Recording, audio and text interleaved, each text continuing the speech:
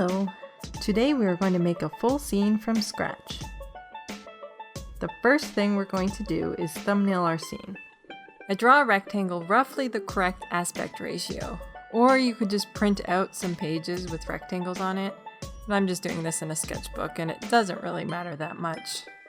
I like to thumbnail on paper, and I usually do it smaller than this, but I didn't think it would show up very well on camera, so I'm making it big for you. My idea is to have this view of the coupe, looking at the entrance. I could even make it a bit of a worm's eye view if I want. That would be cool. This drawing is terrible. Oh well. The first thing I want to happen is a zoom, and you do that by drawing a second rectangle where you want the other frame to be. And you draw some arrows to draw the direction of the zoom. For clarity, it's better to draw your camera movements in a different color so it doesn't confuse anyone, but obviously I'm super lazy and didn't do that. It doesn't matter too much for my case because the only person having to work off this garbage drawing is me. Now I'm just going to draw the next part. So just draw that again, and I want a chicken to pop her head out and cluck. And just use an arrow to indicate the motion. And I'm just going to draw one last rectangle, draw the same coupe and the chicken that's already out, and add a second chicken who will also pop her head out and cluck. Now that's basically my storyboard for this scene. If I were working with someone else, I would probably clean this up a bit and make it more clear, but for my purposes, these extremely rough drawings are all I need to move forward. Now I can make a sketch for the real background. We're going to refer to our establishing shot here. Our camera is going to be somewhere around here and facing the coupe. I made a new file at 1920 by 1080, and I'm starting by drawing the side of the barn. This is the roof, and it's worm's eye view, so the sides of the barn should be in perspective. It should shrink as it gets further away. I'm just eyeballing it for now. I'll put it in real perspective later. The coupe is sort of like this. It has a peaked roof, some stilts, a little opening, and a ramp. And just give it its own little mound of land. And by the angle, you could probably see the underside of the coupe. And that would also be in perspective. Some plant thing over here, and the tree. And I think I'll also add some details on this ramp. Okay, the sketch is done. Now I'm going to resize this. Remember that zoom in the storyboard? We need that smaller area to be 1920 by 1080. And it's always better to work bigger than you need it. You can always scale it down, but you can't do the opposite. Now we want to make some guides for our perspective. We're going to make a star shape with 99 points and indented by 99%. And for this one, we're going to line it up with the bottom of the coupe that goes back into space. And another one for the vertical lines because it's worm's eye view. I'm just going to grab the center and move it somewhere up here. That's good. I'm going to draw the coupe following my perspective guides for the things that should be in perspective and adding detail as I go. I'm actually going to make this image a bit taller. We can add a bit of a pan down if we want to utilize it.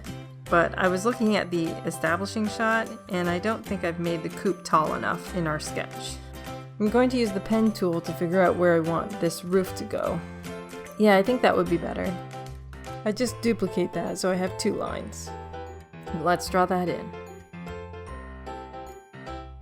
We see the underside of the roof, and it's in perspective. And let's draw the wood planks in perspective, of course.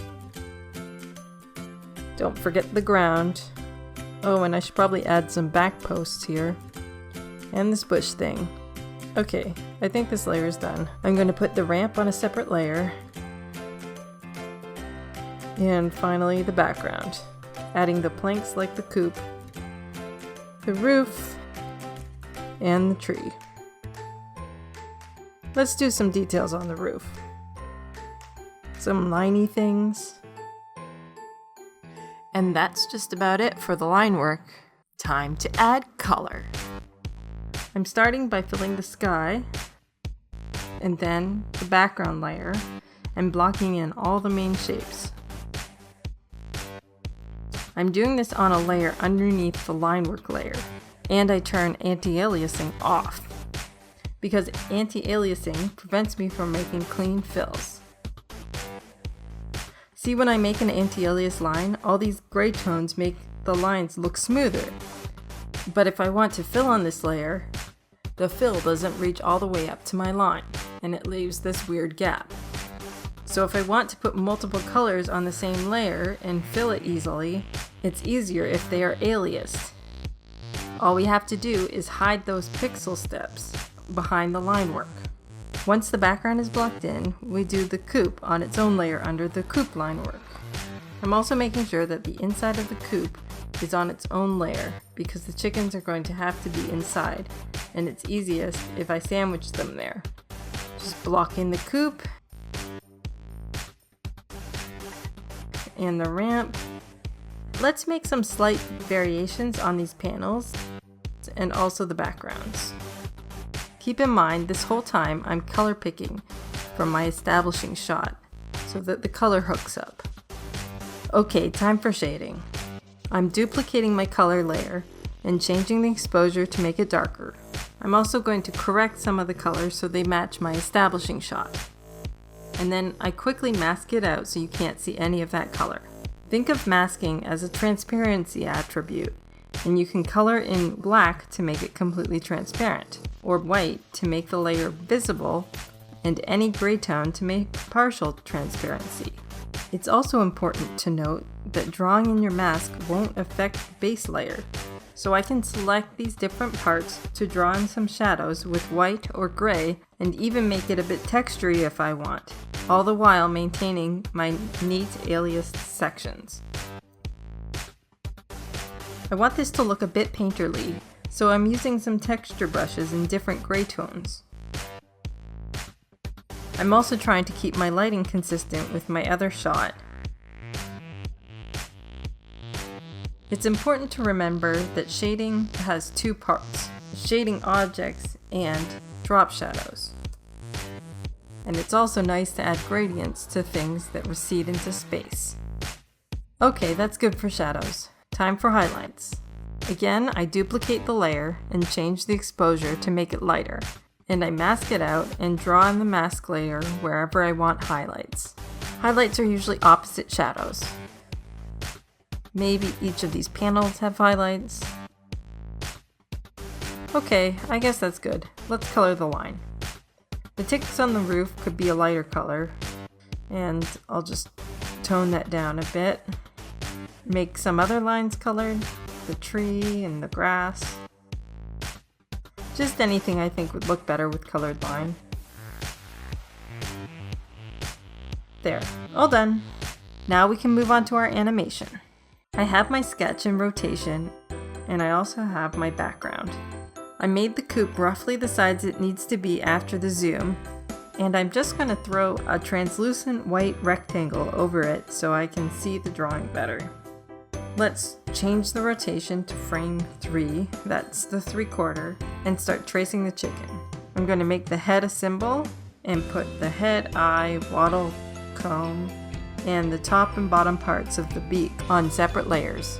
Quickly color all this in. Might as well add shadows while I'm at it. And the highlight on the eye. Now I'm going to add a frame in the symbol and close the beak for one of the frames. Now she can cluck. Let's move this into position, and now we can time this out. She's going to pop her head out and cluck. Let's change this frame to frame 2, beak open, and this one to frame 1, beak closed. And her head goes from here to here. And now I'm going to make a smear. Smears are kind of like a motion blur. They're used when there aren't enough frames to show a movement, so that whatever's moving doesn't look like it's teleporting. So I'm drawing this warpy chicken head and color that in. It's beautiful.